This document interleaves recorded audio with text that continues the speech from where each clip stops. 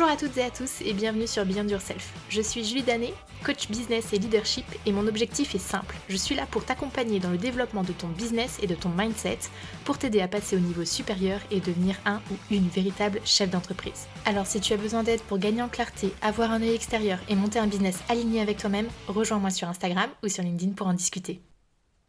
Hello, je suis ravie de te retrouver aujourd'hui pour un nouvel épisode sur Beyond Yourself, le podcast. Et aujourd'hui, on se retrouve pour parler vente, car je sais que c'est un sujet qui te plaît et qui est en plus au centre de tes préoccupations dans ta vie d'entrepreneur. Et bien souvent, on en fait tout un plat, alors que si tu abordes le sujet sous un autre angle, eh bien tu peux faire vraiment de la vente une chose qui est plaisante, sur laquelle tu vas agir quotidiennement pour des résultats efficaces et durables. Donc aujourd'hui, je ne vais pas tergiverser, je vais te donner directement 7 conseils pour faire de la vente ta meilleure amie. Premier conseil, deviens copain comme cochon avec ton client idéal. Oui, ça me faisait rire comme titre.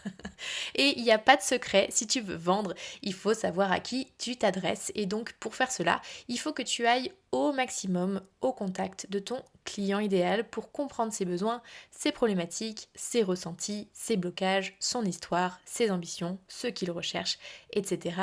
etc.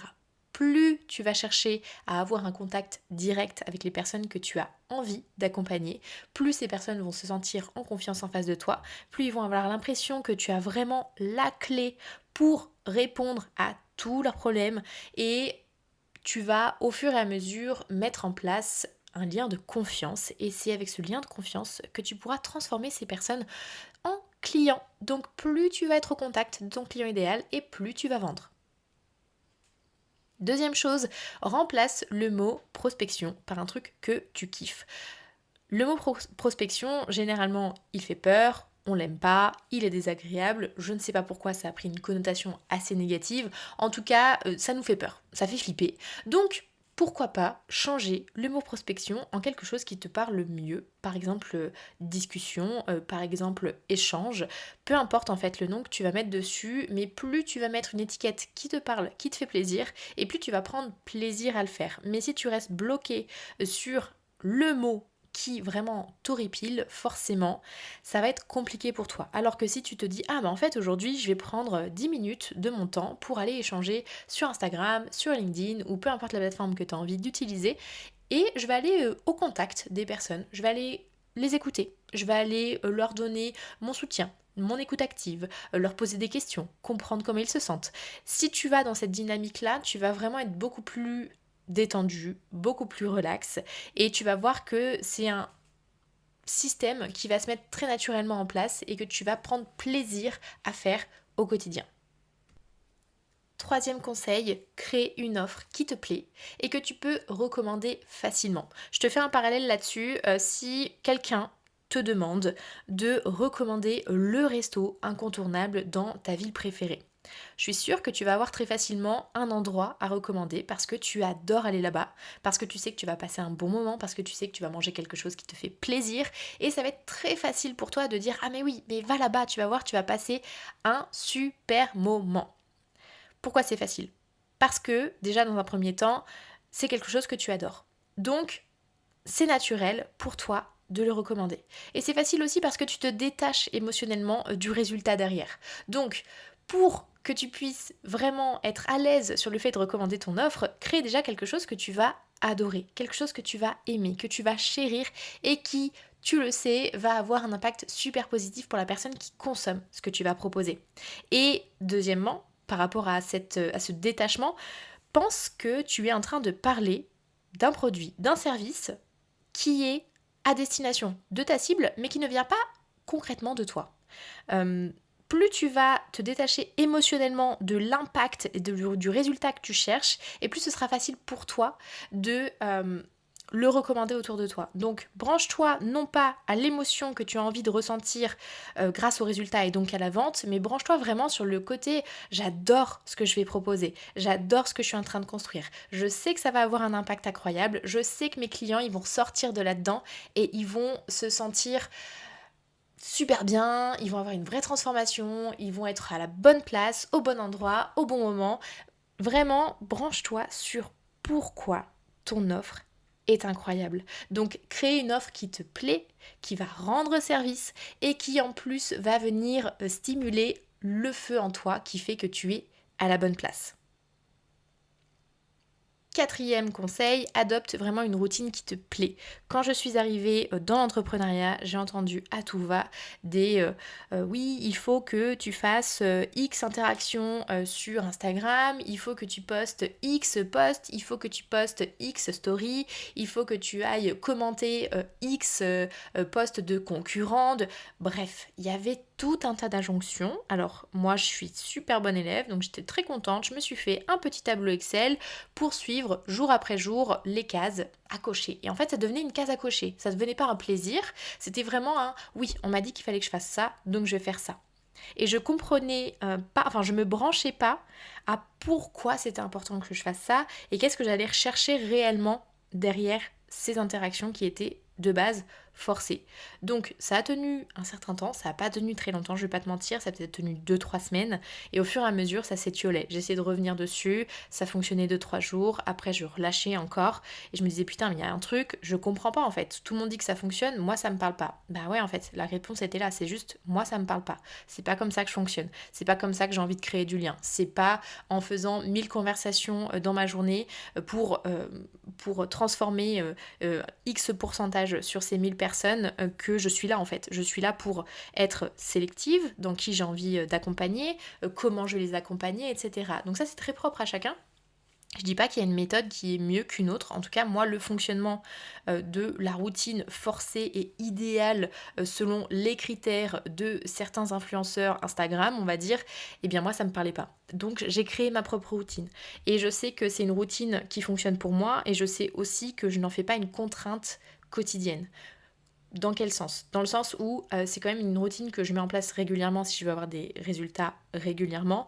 Par contre, il est hors de question que je m'auto-flagelle si jamais il y a un jour où j'ai pas fait cette routine parce que je profitais avec ma famille, parce que j'avais pas envie, parce que je le sentais pas. Là, la routine, déjà, elle doit te ressembler et en plus, elle doit vraiment s'adapter à toi, ton rythme de vie, comment tu as envie de fonctionner au quotidien et suivre aussi comment tu te sens parce que si tu es dans le forcing sur une action dans ta journée, surtout sur le côté créer du lien et aller vendre ce que tu as apporté, si tu n'es pas branché sur une énergie qui est haute et qui donne envie aux personnes en face, ça fonctionnera pas bien. Donc adopte vraiment la routine qui te plaît en fonction des actions à mener, mais aussi par rapport à comment tu fonctionnes le mieux. Et s'il y a des jours où ça ne le fait pas pour toi, bah c'est pas grave. C'est pas grave. Suis vraiment toi comment tu te sens. Attention à ne pas trop s'écouter aussi parce qu'autrement ça peut durer des jours et des semaines sans être très actif là-dessus. Mais si tu de toute façon colles à un système qui te correspond bien, il n'y a pas de raison que ça ne fonctionne pas. Donc adopte vraiment la routine qui te convient le mieux. Mon cinquième conseil, il est assez simple et pourtant pas si simple. Dans le sens où je te recommande vivement d'être sincère et authentique. Et pourquoi c'est simple? Parce que dans l'énoncé, c'est très compréhensible et ça veut dire sois toi-même. Dans le côté c'est plus compliqué, justement, être soi-même, parfois ça peut faire un petit peu peur et je le vois notamment quand j'accompagne les personnes qui sont mes clients au quotidien et je sais même par rapport à moi-même, hein, ça a été parfois super compliqué d'être tout à fait sincère et authentique dans ce que j'avais envie de partager, dans ce que j'avais envie de transmettre en termes de messages et là je te parle vraiment de prendre ta place, d'être qui tu as envie d'être, d'attirer les personnes avec qui tu as vraiment envie de travailler. Moi je sais que parfois je me suis pas totalement écoutée sur ce côté sincérité authentique et du coup j'ai commencé à bosser avec des personnes qui ne me correspondaient pas à 100%. J'ai toujours réussi à rebondir, j'ai toujours été jusqu'au bout de mes engagements. Par contre, je sais que c'est clairement pas les bons choix que j'ai faits et ça passe notamment par le fait de pas avoir été tout à fait alignée et authentique avec ce que je voulais vraiment. Donc, plus tu vas être proche de ce qui est important pour toi et plus tu vas attirer les bonnes personnes à toi et plus tu vas prendre des décisions qui sont vraiment alignées. Et tout ce qui est vente passe par là. Parce que c'est des prises de décision, parce que c'est de la communication, parce que c'est attirer aussi les bonnes personnes à toi. Donc plus tu vas travailler ton personal branding dans le sens que toi tu as envie de mener et plus ce sera efficace sur la durée. Sixième conseil, considère vraiment l'être humain en face de toi. Oui, c'est de la vente. Oui, il y a une transaction qui se passe à travers de l'argent. Mais avant tout, vous avez un lien humain entre vous. Et sur les réseaux à l'heure actuelle, je trouve qu'il y a parfois un peu une tendance à oublier que c'est pas juste un porte-monnaie qu'on a en face de nous, c'est une vraie personne avec des émotions, avec des états d'âme, avec des mœurs, avec certains codes aussi qui sont importants pour cette personne en face. Donc plus tu vas être dans la considération de tout ça, et plus ce sera simple aussi pour toi de vendre. Et en fait, plus tu vas te rapprocher de l'humain en face de toi, et plus tu vas te rapprocher aussi de toi en tant qu'humain, et plus tu vas connecter de manière authentique, et plus ce sera efficace, et pour toi, et pour la personne en face. Et tu verras aussi que plus tu vas connecter avec l'humain en face, et plus tu seras apte à accepter le résultat. C'est-à-dire que si tu vends, tu seras extrêmement content, et si tu ne vends pas, eh bien c'est pas grave, parce que tu auras trouvé autre chose dans cette relation humaine, et c'est ça qui compte finalement. Donc plus tu vas être dans le ok, j'ai quelqu'un en face de moi, je vais m'intéresser réellement à lui, à ses besoins, à ce qui se passe dans sa vie, à comprendre, à lui porter une oreille attentive, plus tu vas te brancher à ça, et plus les résultats seront là. Déjà, ça c'est certain, je l'ai vu pour moi, je l'ai vu pour mes clients aussi, dans toutes les démarches qu'on a mis en place ensemble. Et plus tu vas aussi être capable de relativiser sur le résultat attendu, et sur le résultat qui va se mettre réellement en place. Donc vraiment, n'oublie pas que oui, c'est de la vente, mais ce sont des personnes que tu as en face de toi, et plus tu vas les considérer, et plus elles vont te le rendre correctement. Septième conseil, ça c'est un truc qu'on n'entend pas forcément souvent, mais je vais te recommander de sortir de ta zone de confort, et d'aborder les personnes que que tu kiffes vraiment de manière directe. Moi, c'est quelque chose que j'ai mis en place depuis quelques mois. Moi-même, je me suis fait approcher une fois par une personne de cette manière-là, et en fait j'ai trouvé ça très culotté, et en même temps ça a fonctionné parce que cette personne-là m'a approché au bon moment dans mon parcours entrepreneurial, et ça a transformé. J'ai acheté chez elle, et je me suis dit, en fait, c'est vrai que c'est chevaleresque un petit peu comme chose, comme manière de faire, mais ça fonctionne. Et depuis quelques mois, je dirais depuis le début de l'année 2023, je l'ai fait un petit peu en 2022, mais j'ai vraiment pris cet axe-là en 2023. J'aborde de manière très directe les personnes avec qui j'ai vraiment envie de travailler. Et quand je dis les personnes avec qui j'ai vraiment envie de travailler, c'est des personnes que je suis depuis un moment, avec qui j'ai déjà discuté plusieurs fois. Et où je sens qu'il y a quelque chose vraiment à faire, où je sens que je pourrais être utile, où je sens que je pourrais les aider dans leurs ambitions, dans ce qu'ils ont envie d'accomplir. Donc ça m'arrive très souvent maintenant d'envoyer un message en disant, écoute, voilà, c'est culotté un petit peu, mais voilà, il vaut mieux ne pas regretter toutes ces démarches-là. Et ma foi, on me l'a bien rendu jusqu'ici. Ça ne transforme pas systématiquement, je vais pas te mentir, c'est normal. Toutes les techniques de vente ne peuvent pas marcher coup sur coup en permanence, mais par contre, ça fonctionne.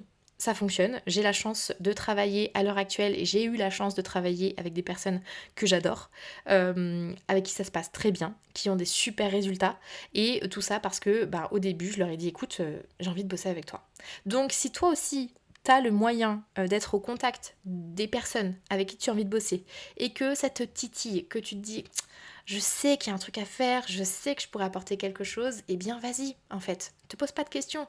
Si la personne elle voit que c'est fait en bienveillance, que tu es là pour apporter quelque chose de positif, et que tu vas te mettre à ses côtés pour l'accompagner dans ses objectifs, il n'y a pas de raison que la personne en face elle le prenne mal. Au pire, elle va te dire non. Et c'est pas grave, parce que tu auras osé, parce que vous allez conserver quand même un lien par la suite. C'est sûr que si tu disparais de la planète après coup, si la personne t'a dit non, forcément elle va se poser des questions.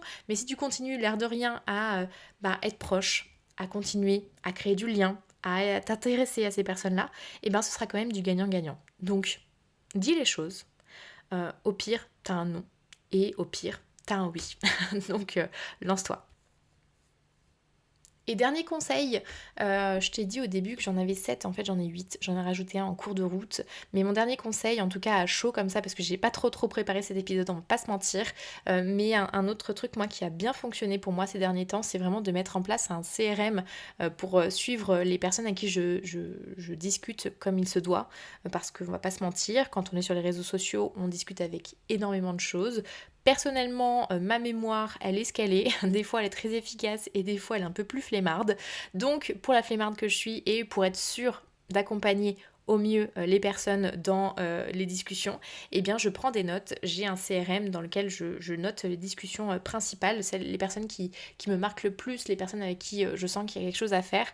Je le note dans un CRM pour pouvoir y revenir régulièrement, noter les grands sujets qu'on aborde ensemble pour être sûr de ne pas me tromper quand je parle à telle ou telle personne. En fait, c'est une extension de ma tête pour que je puisse être la plus efficace possible et la plus pertinente après dans les échanges que je vais avoir.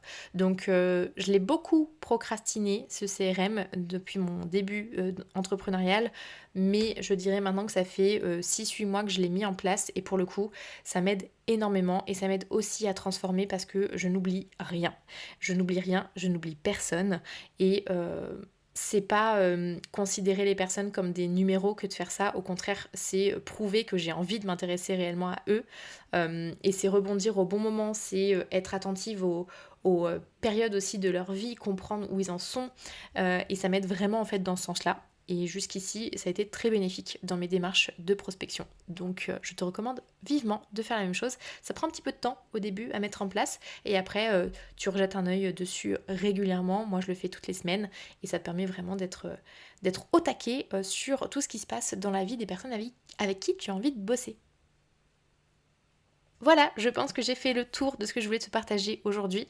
Peut-être que j'aurai une édition 2 de la vente décomplexée, si jamais j'ai des choses qui me viennent. Pour moi, là, c'est vraiment 8 points que moi je travaille au quotidien et qui me permettent de transformer le plus au niveau de mon chiffre d'affaires. Donc prends ce qui te parle, mets en place au fur et à mesure parce que ça fait beaucoup à faire d'un coup. Mais là dis-toi, bah voilà, à la fin de cet épisode, quelle est l'action qui m'a le plus marqué et que je vais essayer de mettre en place. Si jamais ça fonctionne, tant mieux. Si ça fonctionne pas, c'est pas grave, tu passes à autre chose, tu mets en place une autre action et tu itères comme ça. Et si jamais cet épisode t'a plu, tu as 2 choses à faire pour m'aider et me soutenir dans le déploiement de tous mes conseils aux entrepreneurs. Tu peux laisser une note sur Spotify ou Apple Podcast et tu peux également partager l'épisode autour de toi, que ce soit sur Instagram, sur LinkedIn ou même en one-one avec un de tes proches. Si ça peut t'aider, c'est que ça peut aider quelqu'un à côté. Donc c'est le moment de faire tourner cet épisode.